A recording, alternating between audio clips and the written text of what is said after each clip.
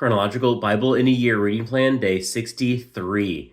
Today we read two stories I wanted to focus on, but we don't have time, so we're going to pick my favorite of the two, and who knows, we'll come back to the bronze serpent maybe in the future.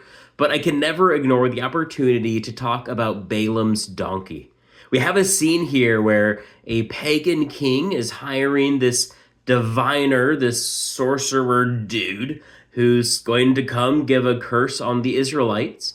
But as he's been hired, he gets a vision from God, the real God, the creator God. And God's like, what you've been hired to do, don't do it.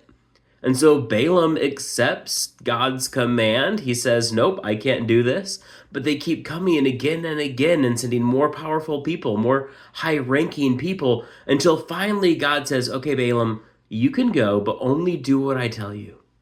As they're on this journey, Balaam's donkey 3 times kind of starts veering him, and he strikes the donkey.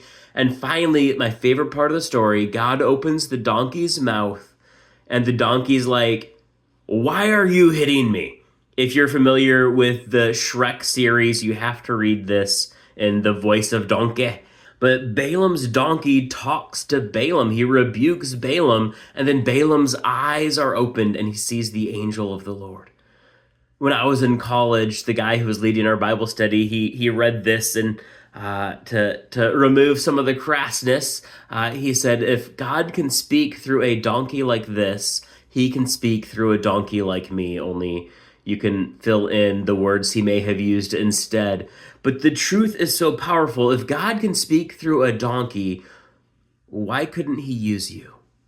Are you letting God use you? Are you following the path and the will of God in a way that when God is ready to open your mouth, you are willing to respond and do as God calls you? But it shows that God will use whatever means God needs to use for God's plan to succeed. Are we going to be on that winning team? I'm looking forward to seeing what's next, but let's end on this question. Have you ever had a talking donkey moment? Not like a donkey talked to you. If that happened, I'd love to hear it. But a moment where God spoke to you in a way that you're like, oh, this isn't a donkey. This isn't coincidence. This is from God. I would love to hear it. Let's encourage one another. Let's share those talking donkey moments. And until then, God bless.